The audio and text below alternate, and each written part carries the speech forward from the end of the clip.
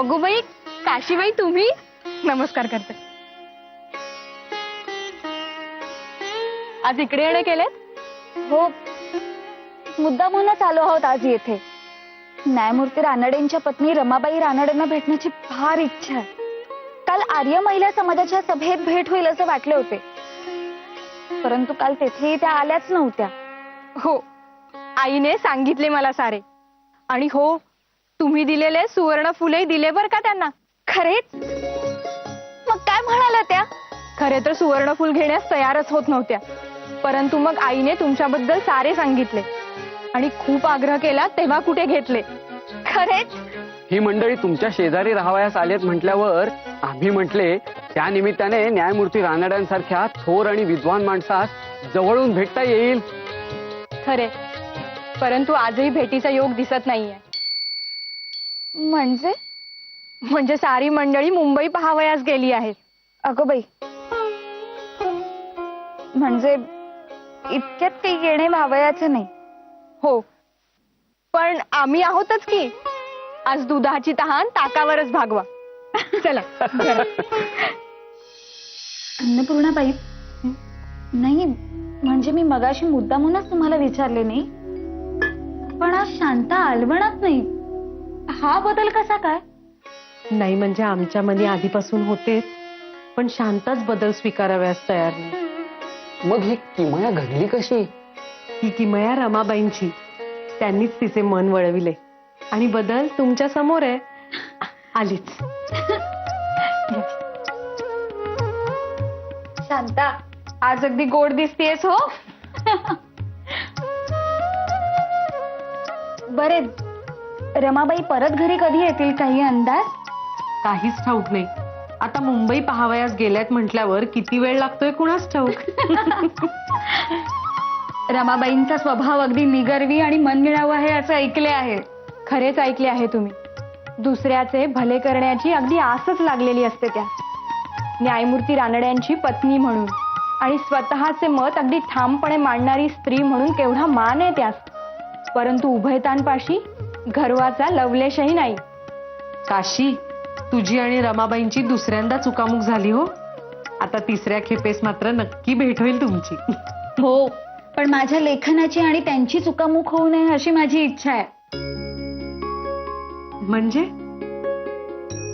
अहो,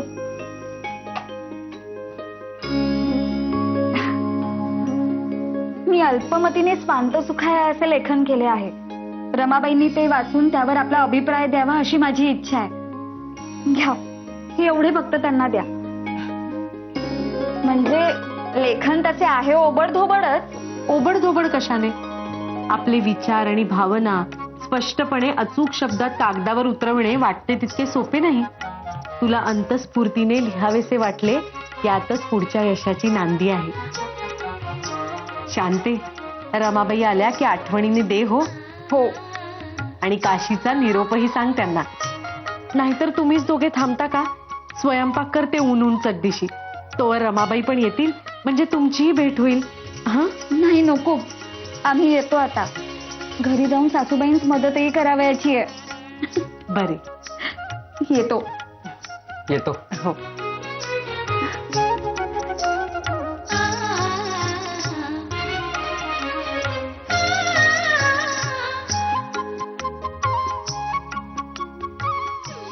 बरे का बाबा, अरे लहानपणी माधवा असे एक एक युक्तिवाद करायचा ना की काही विचारूच नकोस तू. अगो बाई, बाबा तू इथेच होय? तुला शोधता शोधता अख्खा वाडा पालथा घातला मी. अरे, तुला मसाले दूध आवडते ना? घे, आणले. आणि काय रे, अजूनही माधवाच्या लहानपणाच्या गोष्टी गोळा करणे चालूच आहेत वाटते. हो तर कसं आहे माहितीये का, मागच्या वेळेस रमाबाईंनी आल्या होत्या ना, तेव्हा त्यांना काही गोष्टी सुपूर्द केल्या होत्या. हा, बाकीच्या आता नाही.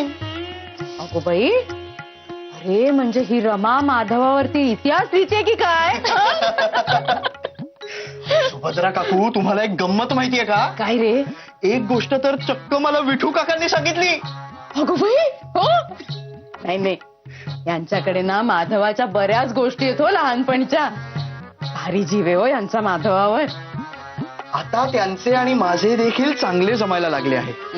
बाकी काही नाही, निदान मित्रत्वाच्या नात्याने तरी वागतात. ओ महाशय, तुम्ही जास्त हुरळून जाऊ नका. त्यांना जसे वागायचे ना तसे वागू दे. तुम्ही मात्र पुतण्यासारखेच वागा, नाहीतर करशील आगाऊपणा आणि खाशील त्यांच्या हातचा एक रट्टा. ताई काकू, ताई काकू, अगो बाई, काय झालं रे आबा? गंगू, काय झालं गंगूस? तिला भोवळ आली. काय? हो. अरे मेल्या, काय केले काय तू? मी काही नाही केलंय. माई शपथ, मी काही नाही केलंय. तुम्ही चला ना. वाहिनी, चला बघू, आपण बघूया गंगूस काय झाले ते. चला चल बाई.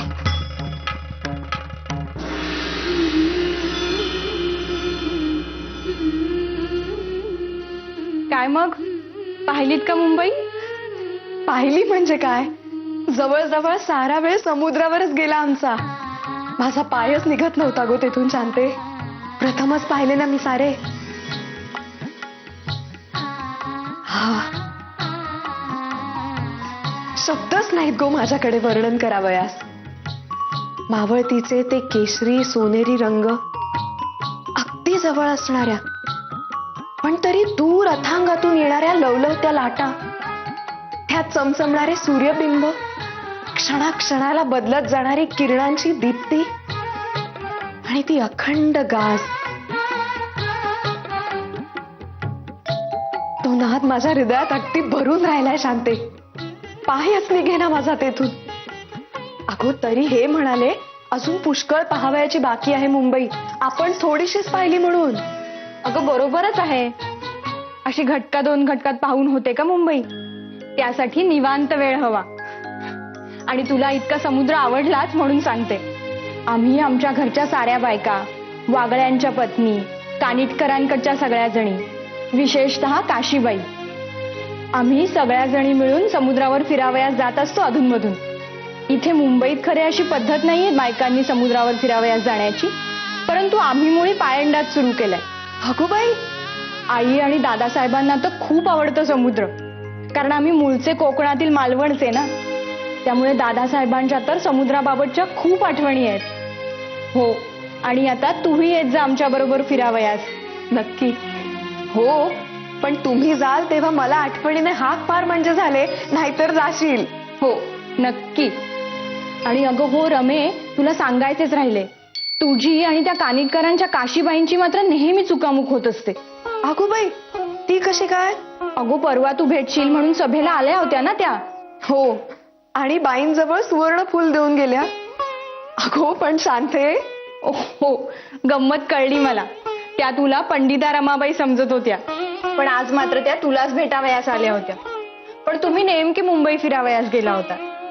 आई आई, त्यांनाही अगदी हळहळ वाटली. पण त्यांनी हे काही लेख दिले आहेत तुझ्यासाठी. अगो बाई, त्यांनाही लिखाणाची मोठीच आवड आहे. त्यांनी जे काही लेख लिहिले आहेत त्याच्यावर तुझा अभिप्राय हवा आहे त्यांना. अगो पण मी काही मोठी विद्वान नव्हे.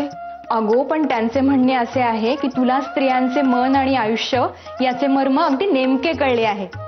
त्यामुळे त्यांच्या लेखनाचा परामर्श तूच यथायोग्यपणे घेऊ शकतेस. तेव्हा ठेव हे तुझ्याच पाशी.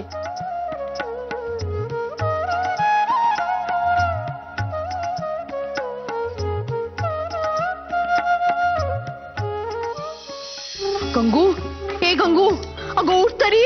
गंगू, अगो बाई, ताई बघ ग, उठतच नाहीये ही. थांबा. गंगू, ए अगं, उठ बाळा, उठ उठ उठ उठ उठ गो बाई. गंगू, बरे वाटते आहे का तूस? हा गंगू, ए गंगू, या आबाने काही केले का तूस?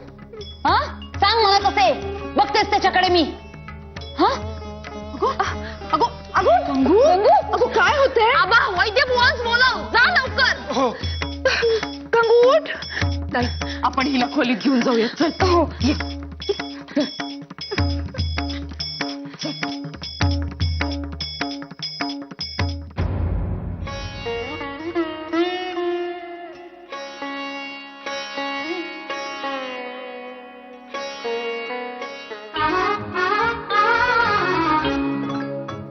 काय झाले रमाबाई? स्वतःशीच हसतात. अहो, त्या काशीबाई कानिटकरांची आणि माझी सारखी चुकामुकच होत आहे आपली. आता काय झाले? त्या दिवशी आर्य महिला समाजाच्या सभेमध्ये प्रथम चुकामुक झाली.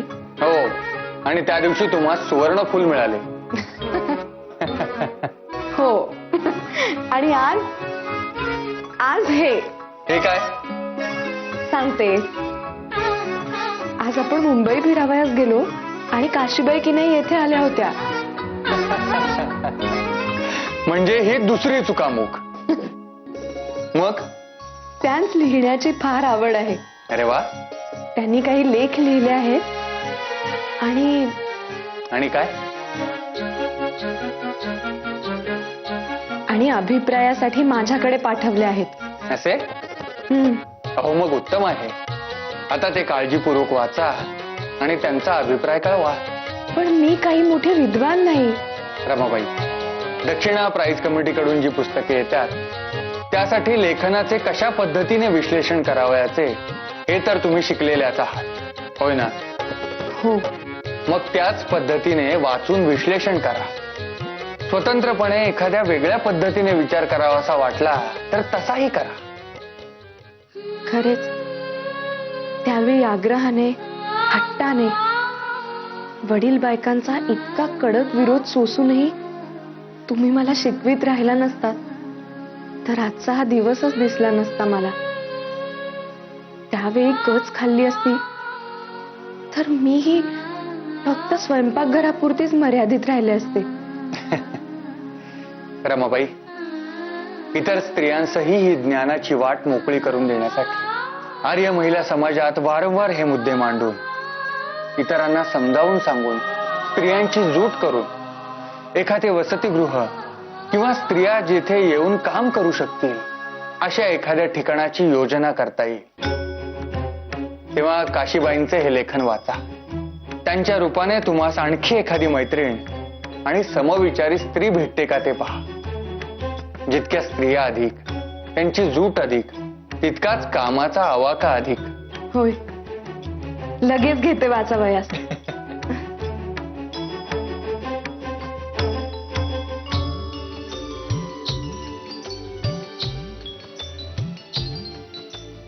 सौ रमाबाई रानडे यांस आदरभावे नमस्कार. सोबत अल्पमतीने लिहिलेले काही लेख आहेत. आपल्यासारख्या सुशील, न्यायप्रिय व नवमतवादी स्त्रीकडून त्याचवर अभिप्राय मिळावा अशी मनोमन इच्छा आहे. आपण कर्त्या पुरुषाच्या पत्नी, मी विद्यार्थी दशेतील पतीची पत्नी. त्यामुळे सुशील स्त्रियांच्या आपल्या मैत्रीच्या वर्तुळात माझा प्रवेश होणे अशक्यच. तथापि हे धाडस अन्नपूर्णाबाईंच्या सहाय्याने आपणापर्यंत पोहोचत आहे. माहेरी शिक्षणाचा गंधही नव्हता, परंतु सासरी यजमानांच्या उत्तेजनाने घरीच विद्याभ्यास करून मराठी आणि इंग्रजीचे ज्ञान मिळवले आहे. विद्याप्राप्तीनंतर साऱ्या गोष्टींकडे काहीसे तटस्थपणे पाहण्याची दृष्टी मिळाली आहे आणि भोवतालच्या माणसांच्या स्वभावांच्या सूक्ष्म छटाही दिसू लागल्या आहेत. हे सारे कुणाशी तरी बोलावे अशा आवेगाने लिहू लागले आणि आज आपल्या अभिप्रायार्थ पाठविण्याचे धाडस करीत आहे. आधी कुणे वागले असेल तर क्षमा असावी. आपल्या स्नेहाची आस बाळगणारी आपली सौ काशीबाई गोविंद कानिटकर.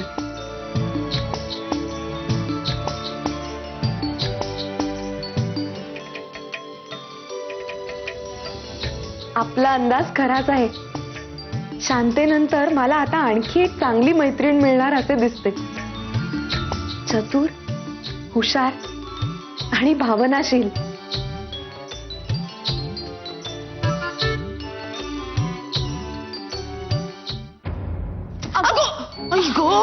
हो वहिनी, जरा डोळे उघडे ठेवून चालत चला ना. तुला दिसत नाही का? कुठे निघालीस? थांब इथे. मला आधी सांग, गंगू कशी आहे? वैद्यबुवा काय म्हणाले? वैद्यबुवा म्हणाले घाबरण्याचे काहीही कारण नाही. अंगात बारीकसा ताप आहे, घशात सूज आलेली आहे. औषधे घेतली की बरे वाटते. बरं, शिवाय म्हणाले पोट जरा हलकेच असू द्या. मी काय म्हणते वहिनी, खिमटी देऊयात का ऊन करून? हा, म्हणजे कसा तकवा राहील तीस.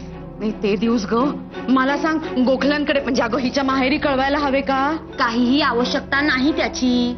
आणि जर बरे वाटले नाही तर कळवायचे का नाही कळवायचे याचा विचार नंतर करू. बरे कसे? बरे. हा बरं मी काय म्हणते वहिनी, हा. खिमटी तुम्हीच करा ना. हा तांदळाच्या कण्या कुठे ठेवल्यात ठाऊक आहे ना? माहिती. नाही, डबा बदललाय, त्यावरून परत मला बोलाल. अगो माहितीये मला, करते मी खिमटी. तू जा, जाऊन बस तिच्या जवळ. घाबरली असेल ग पोर, आईची आठवण येत असेल तिला.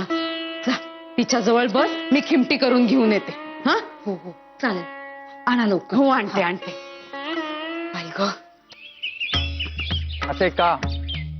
त्याचे उत्तर पाया कच्चा. अमुक एका जातीनेच विद्येचा व्यवहार करावयाचा, इतर कोणासही तो अधिकार नाही, ही मोठी चूक झाली. अशा अनेक चुका होत गेल्या. छापखान्याची कला निघण्यापूर्वी इतर देशांची जी स्थिती होती ती आज आपली आहे. आपल्या लोकांस नुसते ओझे घेऊन चालावयाचे समजते, परंतु कोणतीही गोष्ट समजून घेण्याची आस्था मात्र नाही. आपल्या देशातील शास्त्रीय विषयांची भाषांतरे जितकी परकीयांनी केली त्याचा शतांश देखील आपल्याकडे नाही. नुसते टपाल हशील घेऊन ग्रंथ वाचायला देऊ केलेत तर ते देखील वाचण्याची आपल्या लोकांची तयारी नाही. इतकी अनास्था आपल्या भाषेची आहे.